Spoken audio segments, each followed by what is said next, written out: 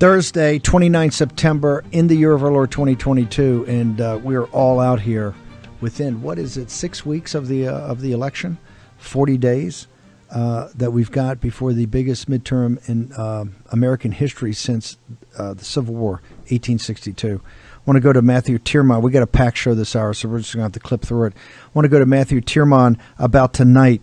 Remember, the Chinese Communist Party is all over Brazil. They want to take the resources of Brazil, the assets of Brazil. They need to control them. They are all over this campaign. There is right now, we just had this huge win in Italy. Before that, in Sweden with the Swedish Democrats. Around that same time, the populists taking over the Conservative Party in Canada. It's win after win after win. But the big one is on Sunday. Matthew Tyrmand's been all over this. There's a debate tonight. You had a debate, back in the summer. Bolsonaro keeps winning because Lula's just not on top of his game. But is that going to matter? Is this thing rigged, or is this thing? I don't understand the polling on this whatsoever. And I see these massive, massive crowds for Bolsonaro. I see the ground game. Matthew Tyrmand, make sense of it for our audience.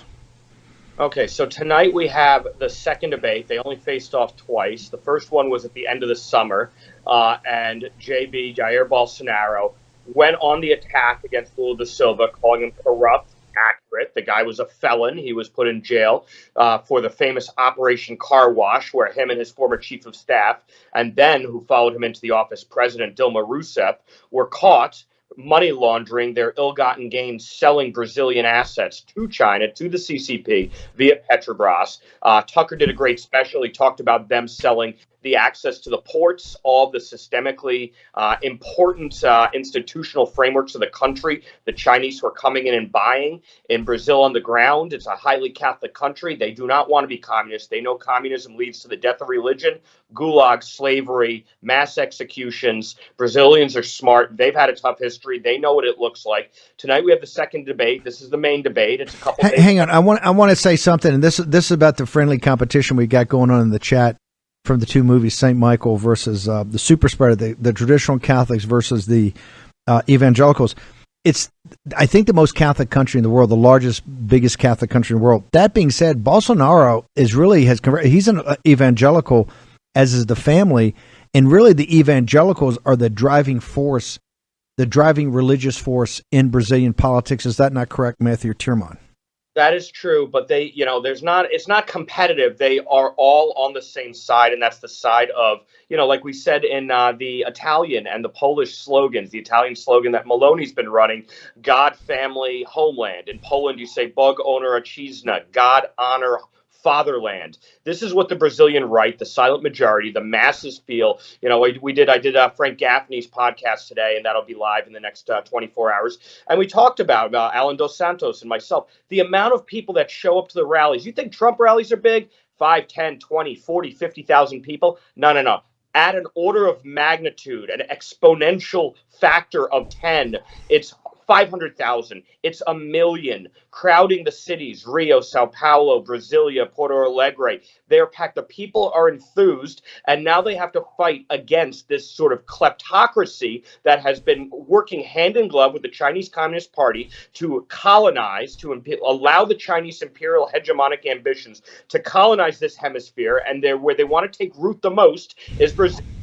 Ag products, because of the natural resources, because of the size of the economy. 212 million people in Brazil. We expect 40 to 50 million of them will tune in for this debate tonight on Globo, which is sort of the Brazilian CNN. If you think CNN works hand in glove with the Dems and the State Department and the FBI, Globo is even worse in Brazil in how politicized they are. There will be Candy Crowley moments galore, if anybody remembers that from a few years ago when she weighed in on the debate with Mitt Romney. This is going to be an absolute just circus, and JB is going to handle it really, really well. And then, of course, tomorrow you'll read in Globo that Lula, has the voice of the people, has the support. He's going to get the floor dusted by him. It's why he doesn't campaign. People spit on him. Here's what I don't understand. He's running a Biden campaign, but there's no COVID to talk about. He's literally running the Biden strategy. You don't see him. There's not big crowds. You're seeing 3, 4, 500,000 people show up for Bolsonaro. How can the polls be where they are? And how can he win, not just with the machines, but when the Supreme Court, it seems to me, given I read your 5,000 word description, an analytical piece on this, it seems they've already weighed in and say, hey, Lula's going to be the president. You're going to have to suck on that. Matthew Tyrmand. And that's what they're pushing. You got a bunch of other candidates, two others that will poll and return in the high single digits, which should spoil any chance of one of the two leading candidates, Bolsonaro on the populist right, Lula on the sort of Workers' Party Laborite left, from winning the simple majority, 50% plus one, to avoid a runoff. So everyone knows that if that were to happen, that Lula came in and got 50.001% and won, that it would be totally fixed, because you got two candidates, Gomez and Tebet, that are going to get 5 to 10%. You got two other candidates as well that are going to get a couple points. There's a small shot that JB, if we overwhelm the system, if the right comes out with the right energy and people are angry and motivated, then he might win it in a first round without runoff. But all of the institutional systems of the Supreme Court that I write about, their subsidiary court, the Supreme Electoral Tribunal, the election court, where they're going to weigh in. They just passed a law, but they don't have the right to pass a law. They just passed a law by judicial fiat that you will not be allowed to bring your cell phones to the voting booth. And it's the Congress's job to pass Tyrmand, they've already, Twitter's already shut down your piece. You and Jason Miller were in the country, and you got rousted by the police, right? They wanted to see everything about you, why you were there, all that.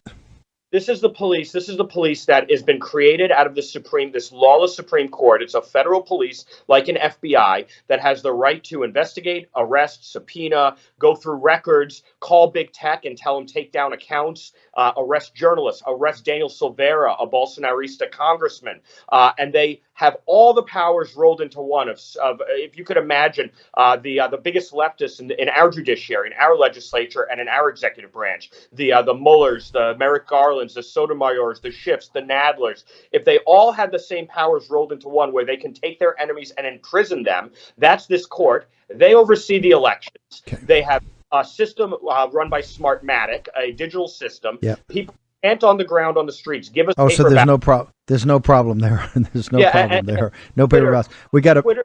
When are you gonna live stream? Are you live streaming this tonight on Getter? I mean, my point is, are you going to do live commentary that people can follow? How can people follow this? I am going to comment like I always comment, which means run my mouth off, and I appreciate you allowing me to do so on your show and Polish television as well. I'm going to be commenting on this all weekend. Pray for JB. Okay, where do they go? Where do people go tonight during the debate? On Getter, you'll be on Getter. Be on Getter. I'll be on Twitter. Predominantly, I'll probably make some longer posts on Facebook. And again, it's my name. My name's a rare name. I'm the only name with it, so you're not going to find any other Matthew Tyrmand. We'll have you on tomorrow morning to give an assessment of this. The elections on Sunday, they couldn't get any bigger. All the chips in the middle of the table. Matthew, thank you so much. Yes, sir. Steve, one other point, data point. Up today talking to some of the people in Brazil. They're so apprehensive about what this court's going to do and how aggressively heavy-handed they are. The military, and this is a scary thing, but the military, much like in Sweden when the cops and the firemen were all on the side of the Swedish Democrats because they were sick of seeing their daughters raped by open borders policy, the military is firmly in Bolsonaro's camp, and they are going to be overseeing the election to the best of their ability. And I hear murmurings that if the court goes out of line, there may be some stuff that looks like 1970s South America, which is scary. But you know what? I don't care what the New York CNN says. Rule of law is under attack, because rule of law is under attack by the fascists of this court and those who are in bed with the Chinese Communist Party, who've been in jail and who were released by this court. So we're all fired up, and let the chips fall where they may. But we have a lot of forces of good on our side, including the Brazilian military. Matthew, look forward to watching it tonight, and look forward to talking to you tomorrow. Thank you. Do you have a cold open for Joe Allen? We're now going to go to some really dark places, but hey, we've got to in the battleground because you got to understand what's going on. Can we play Joe Allen's cold open? A built-in personal assistant could be implanted right into your brain. Instead of typing up your shopping lists or social media posts on a keyboard, you could have a brain-computer interface that automatically types your words when you simply think about them. No stranger to this group here is the development of closed-loop deep brain stimulation devices, and this is an active part of the brain portfolio. Clearly, they are important for developing therapies to help cure people of diseases, but there are other uses. that one can imagine. Malign uses as well as other uses, for example, enhancements for gaming and so forth. One of the things the Neuralinks allow Pager to do is to play his favorite video game, Pong. The reason Neuralink works is because it's recording and decoding electrical signals from the brain. We take out a small section of skull about the size of a quarter, replace that with what in many ways really is very much like a Fitbit, Apple Watch, or some kind of smartwatch thing. Can you imagine that in 10 years when we are sitting here, we have an implant in our brains, and I can immediately feel, because you all will have implants, and we measure your brain waves, and I can immediately tell you how the people react, or I can feel how the people react. Our team became the first in the world to receive a green light from the FDA to conduct clinical trials of a permanently implanted BCI. What is this going to mean for humanity? And what's really got me thinking is the future of communication. Take emotion. Have you ever considered how hard it is to express how you feel? You have to self-reflect, package the emotion into words, and then use the muscles of your mouth to speak those words. But you really just want someone to know how you feel. So what if rather than using your words, you could throw your emotion and have them really feel how you feel? At that moment, we would have realized that the necessary use of words to express our current state of being was always going to fall short. The full potential of the brain would then be unlocked. The global health crises are being used as an excuse for greater authoritarianism, because today it's immunity therapies, but in 10 or 15 years, it might be people who reject some kind of brain-computer interface. Okay. I want to go to Joe Allen. I got Brandon is going to follow on from the Christian Post. Joe, this is very disturbing. Walk us through what's going to happen. And I know everybody, all the fanboys on the right with Tesla and Elon Musk and Twitter and all that, but we're having developments every day. This is extraordinarily dangerous, sir. Yes, Steve. We've been covering this for about 3 weeks with the federal government funding brain research and genetic engineering. I've got a piece up at the Federalist right now. It's entitled "Federal Research into Brain Manipulation and DNA Rewriting Should Terrify Us All." This is an incredible development because what we have is the federal government basically laying the foundation to allow every sort of transhumanist objective to take place in regard to the brain and DNA rewriting. So you had last week the announcement that the NIH is putting up $600 million for a total ultimately of $5 billion for the Brain 2.0 project to map the human brain, all 86 billion neurons and the trillions of connections. It's been compared to the Human Genome Project in scope and scale, and the purpose is to map the entire human brain for medical purposes, obviously. But when you listen to the director of the Brain Initiative, John Guy, he has a peculiar obsession with brain-computer interfaces. When asked by Stat News what the sort of concrete applications might be, he pointed to a brain-computer interface that was implanted last year at the University of California, San Francisco. He also pointed to a Baylor University study where brain implants are used to alter mood and behavior, such as chronic depression and OCD. And then you have the involvement of DARPA, Defense Advanced Research Projects Agency, which has partnered very closely with the Brain Initiative. And everyone knows that DARPA is obsessed with creating cyborg super soldiers, and that project includes non-invasive but also invasive brain-computer interfaces. So what I'm saying here is that you have federal funding going towards medical programs that are directly linked to transhumanist brain-computer interface sort of projects, and that's not to mention all that we've covered on the DNA rewriting coming out of ARPA-H, and of course its new inaugural director Okay. Renee Wegrezen. Okay, just to set the stage, this is all kind of coming out of this executive order. This is another line of work of theirs. which is quite dangerous and hasn't really had hearings or had discussions or people talk to not just the morality of it, of where this is going. And I want everybody to understand they are obsessed with the brain-computer interface.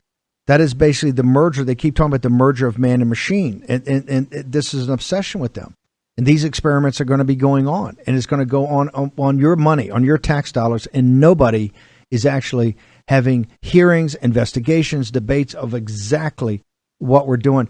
I want you to stay there, Joe, because I want to start bringing in some other guests, and I want to come back to this because this is so deep and so worrisome about what we're doing here. And I told you in 2024, this is going to be a major political issue. It's not a political issue right now, but the war room is going to make it a political issue because it has to be.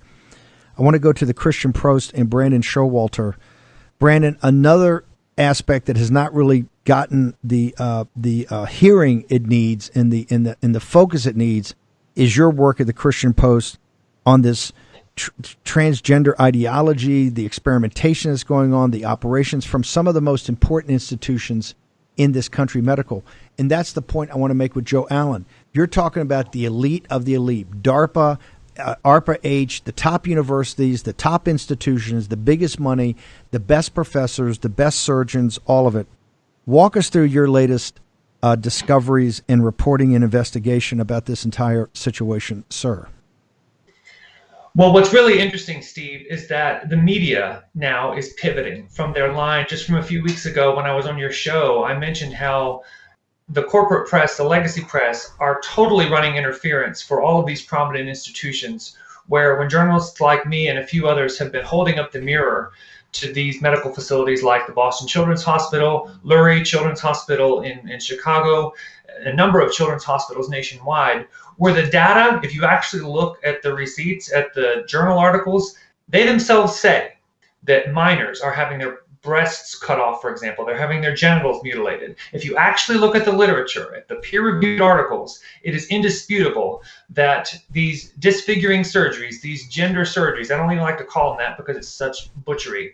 This is the on-ramp to transhumanism.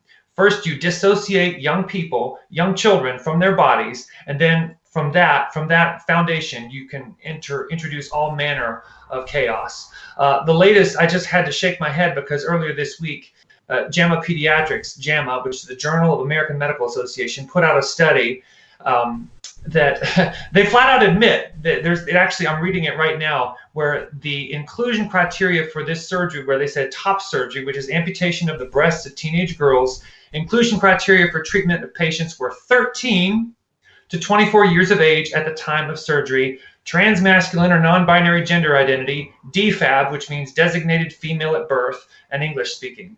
Okay, so the media has pivoted. CBS ran with this narrative that this dramatically improves, this new study from JAMA Pediatrics dramatically improves the quality of life for these transgender young people. They are totally pivoting from denying that it's happening when we expose it with the receipts, from now saying the teenagers like it and it's good for them. This is improving their health. So just notice how they're gaslighting you, because they've moved on from the narrative that, no, this isn't happening, to actually, yes, it is. And it's actually good. Hang on. This is kind of what Joe has been doing with the transhumanist side. First, they deny and lie about it. Then when they know that you've got the receipts and you have the peer-reviewed journals, I want to go to what because you sent me some of these articles, I sent you some. When they say the headline is, it's helpful to these individuals, when you get down to about the fifth paragraph, there's these very soft focus groups or some really soft things about their mental health and suicide rates. The actual act of mutilating them is a fact. The things it says that makes them better and things is very soft, and they really never come out. You don't see the studies. You don't see the crosstabs. It's very squishy. Yet the headline says they're better. And so for mental hygiene and mental health, clearly Brandon Showalter is a bully, and he's mean, and the people at the Christian Post, the publishers are mean, and everybody that does this are hurting these kids, and these heroic doctors who are now under bombs, people are calling in bombs, stuff like that. They're the heroes in this war to help these kids. Is that basically the summary of where we stand right now? Oh, yes. These studies that they put out are complete junk. The one that we were just referring to here, where you're talking about this soft language, they only examined, I think, 30-some people who got their breasts. Now, one is too many, in my estimation. You should never cut the breasts, physically healthy breasts, off anybody, especially not a minor. But this is just, I think there were 34 or 36 maybe that got their breasts cut off. And yes, what they call it is mental health outcomes, whatever that even is. And it's only for 3 months after. They were interviewed only 3 months after the surgery. Steve, I've interviewed detransitioners. These are individuals who have undergone these experimental procedures and hormones and surgeries. It takes much longer than 3 months before the regret starts to set in. And usually in some states, I think California for sure, and I'm pretty sure other states, they only have 1 year statute of limitations where if you're not happy with it or you regret it and you want to file some sort of a malpractice lawsuit against the doctor that did this to you, you're out of luck because it's only a year. But the way these studies work, and put those studies in air quotes, is that it's just a very short time and they craft the narrative to their liking. The media runs with it, and then the public thinks, unless they're really just keen and tuned into what's going on, that this is actually the standard of care. This is health care. This is helpful for these kids. We're going to make sure people understand this. They can make their own decisions, but they have to get the facts. One last thing before I let you go, Brandon. You said that this gender ideology or gender affirming surgery, whatever you can call it, this is the on-ramp to transhumanism. Explain that to the audience, please.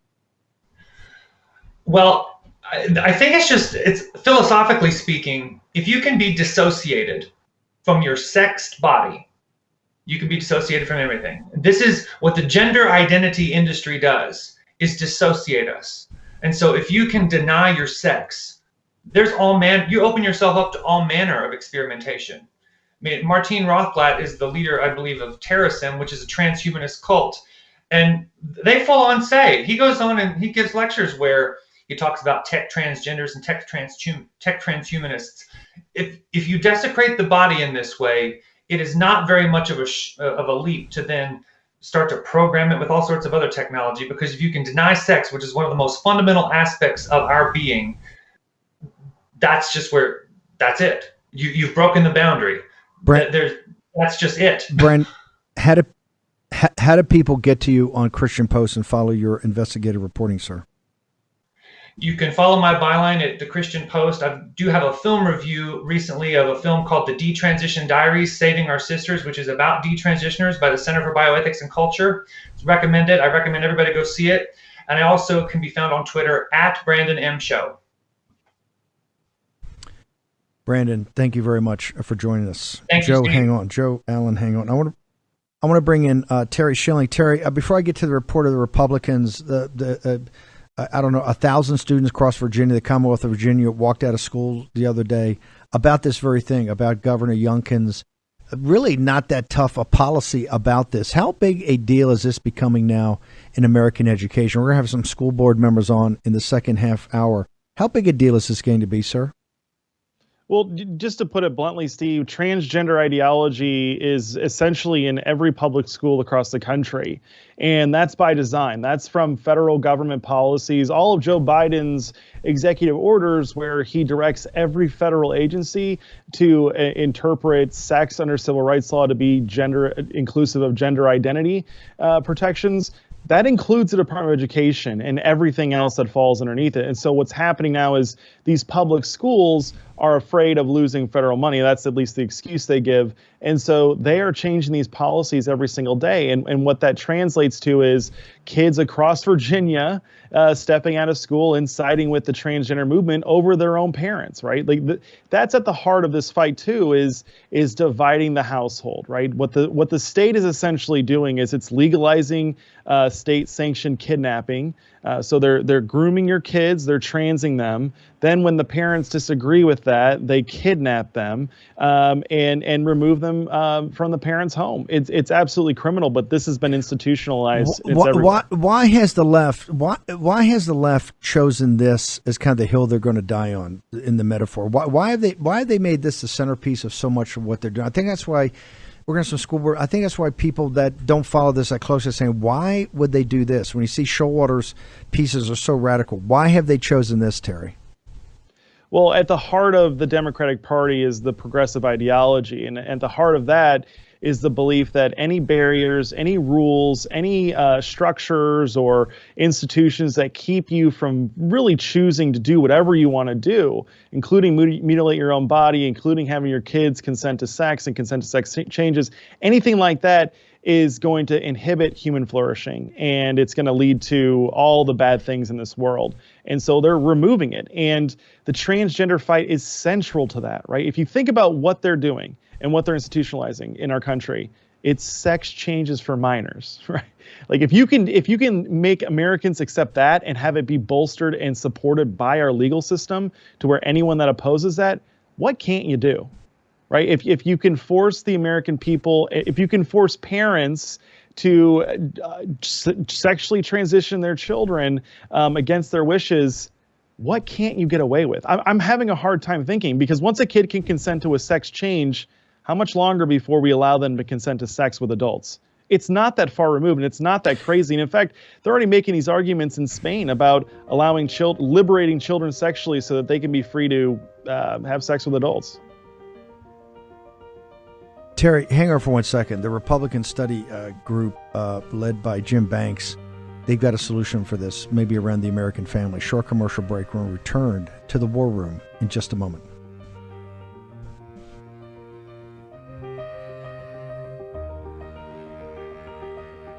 War Room Battleground with Stephen K. Bannon. Okay, welcome back. By the way, we were going to do a deep dive on the Chinese Communist Party with Dr. Bradley Thayer and the great Jason Jones on Cardinal Zen's trial, what the CCP is doing right now with how the American taxpayer and pensioner are funding their military operation. We're going to do that tomorrow because I got to spend more time on the topics we have before us. Okay, Terry, with all this going on, and we're going to have two really brave women come on right after you about school boards and about them trying to talk to people about parental rights and all the blowback people are getting and all the scare tactics. In all of this madness, and this is why November 8th is so important, Jim Banks and the Republican Study Group have put forward a plan for the American family. So walk us through it. I want to make sure we put the article up that everybody can get it and read it, but walk us through your assessment of where the Republicans are right now, sir. Well, frankly, Steve, this signifies that the Republican Party is a completely different party than where it was in just 2016. And what I mean by that is during 2016, the Republicans were running from even simple bills like bathroom bills that kept men out of women's private spaces, their locker rooms and their showers. What the Republican Study Committee did, led by Jim Banks, is they released an 80-point plan to protect parental rights, protect the family, and protect our children. And it has everything included, including Marjorie Taylor Greene's sex change ban and sex change procedure, hormone treatments and everything for minors. It's got parental rights protections. It gets rid of transgender ideology in schools, and it eliminates funding for critical race theory all throughout the federal government, including our schools. It's tough to pick out my favorite part, but it's just such a good sign that the Republican Party is no longer afraid of engaging and getting involved in these controversial issues. And really, ultimately, Steve, it's because they know that these are winning issues. They know that opposing the progressive regime and the woke ideology on all this stuff, they know that that's what voters want. And they know that there's groups like APP out there that have the campaign and financial resources to now back them up in their campaigns and elections. So we've really started to build something incredible here. And this is the revenge of the parents, right? It's a Tea Party way for families. But this proposal is very strong. I fully endorsed it. I think Jim Banks is doing a great job over at RSC. And I just want to say, I know one of your next guests is Nicole Solas, and you really know how to pick out these guests, Steve, because she's a real fighter. She's fearless, and you got to address this you can't just address it at the top like what APP is doing. You have to address it at the bottom as well. A lot of this stuff is happening from federal grant agreements, but if you don't take over the local level, you're going to have all these woke activists at the school board level just directing this stuff anyway for free.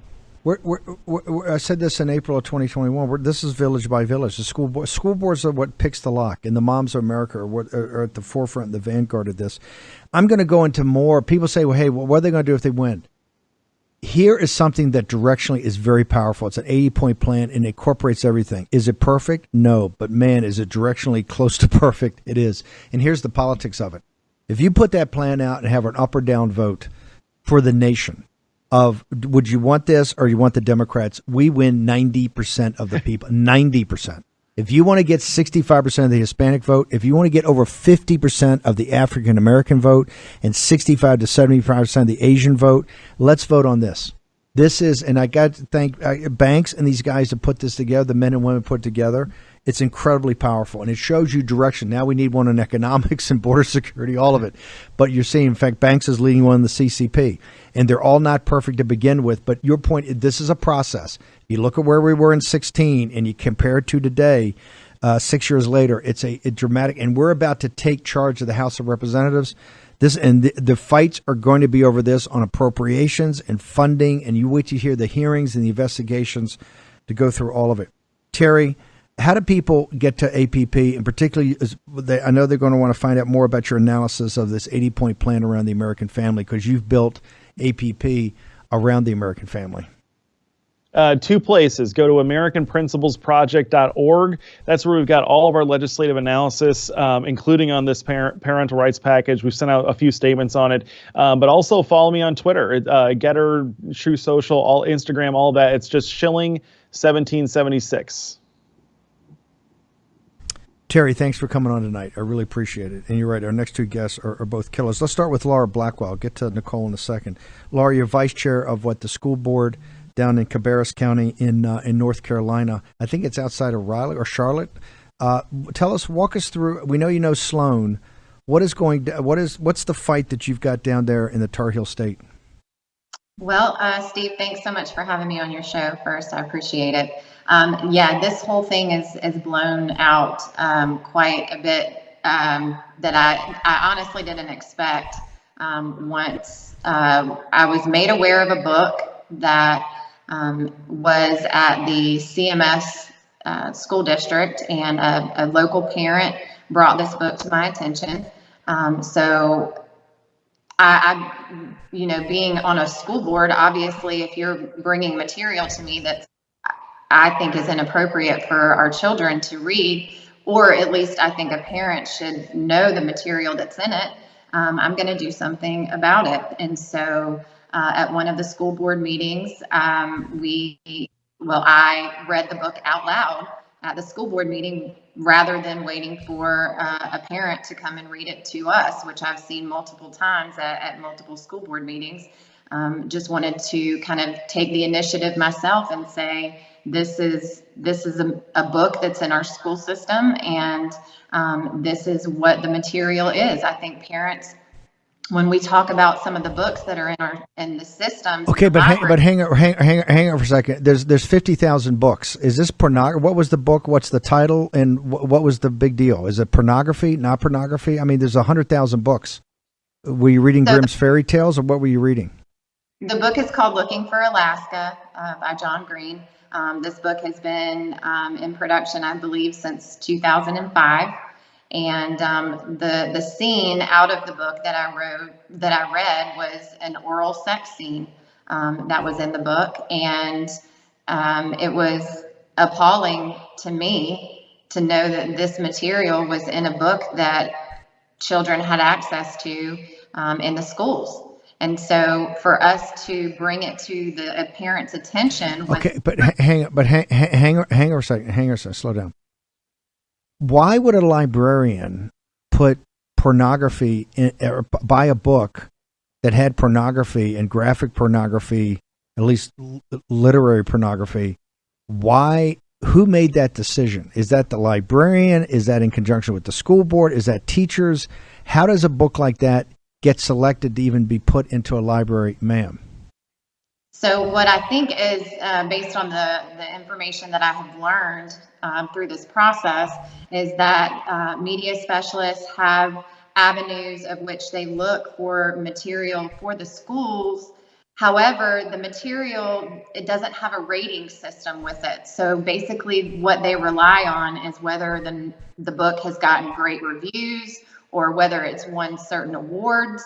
And vetting the material as far as being able to read the book in its entirety is not something at this point that our media specialists or that the media specialists that I've spoken to do. They kind of rely on just the reviews, and they rely on the awards that the book has won. Was this book well reviewed, and had this book won awards? This book has been well reviewed and won many awards. And one of the things that I have been told is that because I don't have a master's degree in education, that I don't have the relevance to be able to speak on any of this material in the school system. Hang on, hold, stop. This had, by the way, was this, when you said oral sex, was this heterosexual or homosexual? This was heterosexual sex, yes. It basically why? It basically described what? Why do you need a master's in education to know if something's pornography and can be available for children, right? School children. Why did they say you needed a master's in education? Well, I definitely think that is a narrative that people like to use. But I have a sense of discernment for what I believe that children should be exposed to. And being on a school board, I have to be the adult in the room. I have to be somebody that can stand up and say, this material is not appropriate for our children. And that's basically what I chose to do, is to speak out. Did the school board, did your fellow members of the school board vote unanimously to pull that book from the library? So what we have right now is something called a Literature and Supplemental Material Committee, which I have been appointed as the chair. And our job is to come up with processes and policies. A school board is run on processes and policies. And so creating a process and policy that will help moving forward, parents be able to know what type of material their children have access to.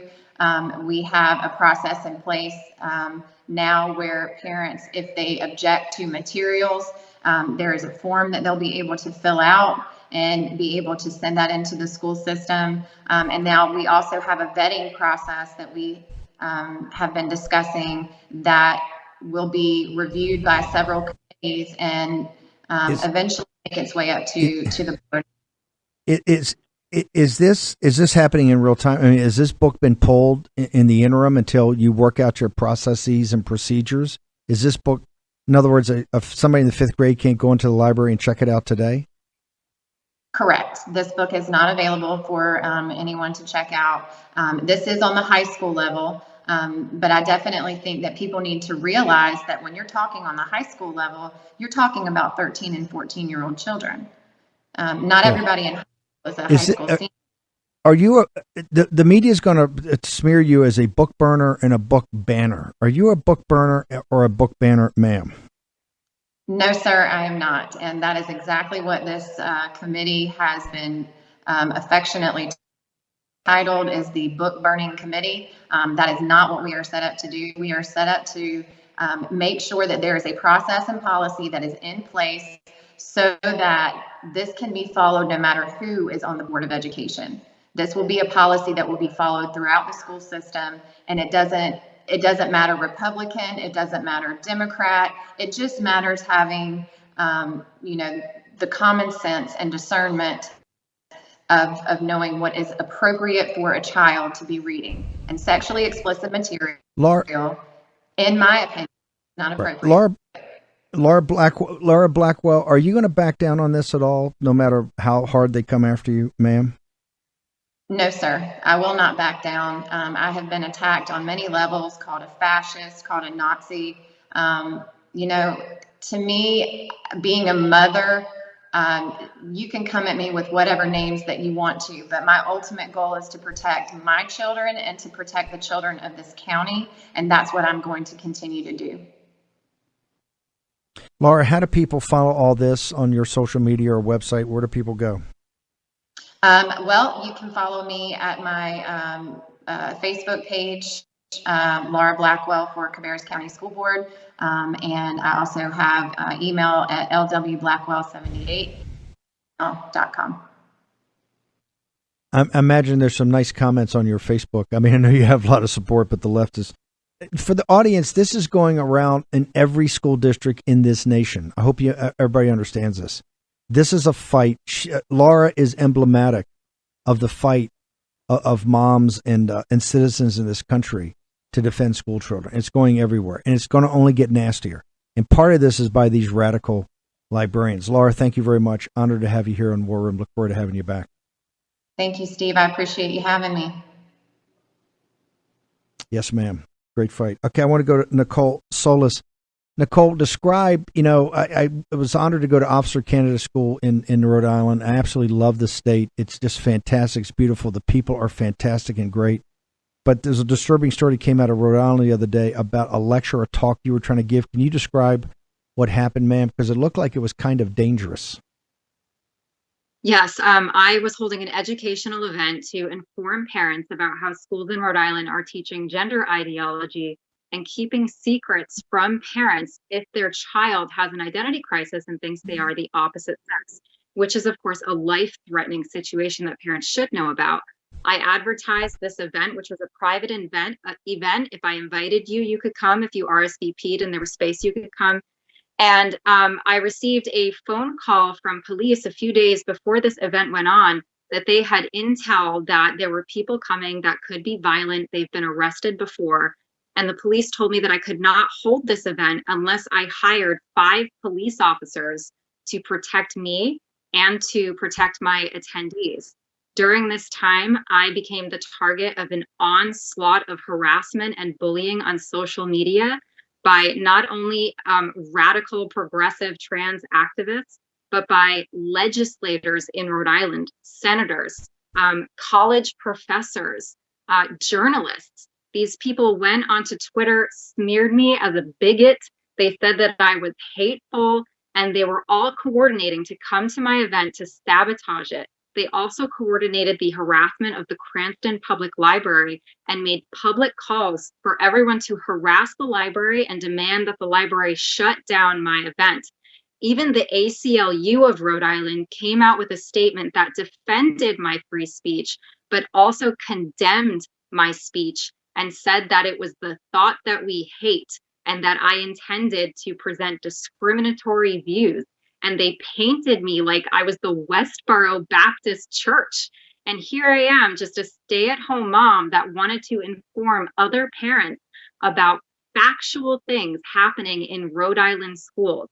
I wanted to inform parents about the indoctrination of children into gender ideology into school and how that leads to the Nazi-level, grotesque Dr. Frankenstein medical experimentation of children, which is what my featured speaker, Chris Elston, who's on Twitter as Billboard Chris, then talked about. And our presentation contained only facts. We had slides backing up everything we were saying. But before we could even say it, I had all of these progressive radical activists trying to sabotage me, smear me, and bully me and try to intimidate me from simply giving this educational presentation and necessary conversation about the health and safety of children in Rhode Island and all of America. So it was probably the most intense experience I've ever had in my life. I had police following me like Secret Service. I had to hide my car. I had to get a police escort back and forth from my car.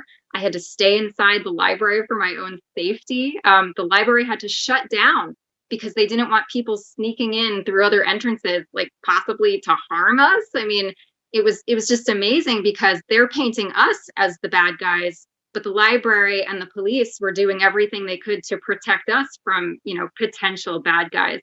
And, I had people RSVPing to my personal email to come to this event, pretending like they were coming.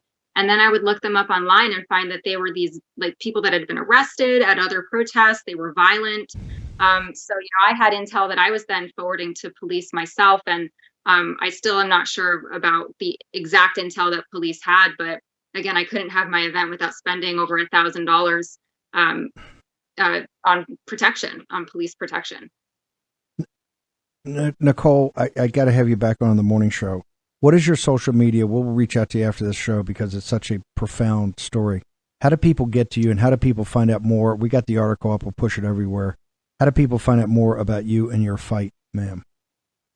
I'm on Facebook, Nicoletta Nicole. It should have Nicole Solas in parentheses, and I'm on Getter as Nicole Solas, NICOLESOLAS. I just put the Getter profile up, so it's not active yet, but please follow me, and I'm going to start using it more. Oh, and also, I'm with Independent Women's Network. Yep. Thank you.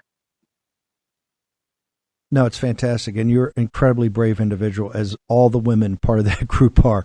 Nicole, we'll talk to you after the show about having you back on. Thank you. It's unbelievable. I want to get Mike Davis. You had a couple of big wins today. We only got about 90 seconds, but I want you to just tell what the posse was able to do in securing at least these small wins. What happened, sir?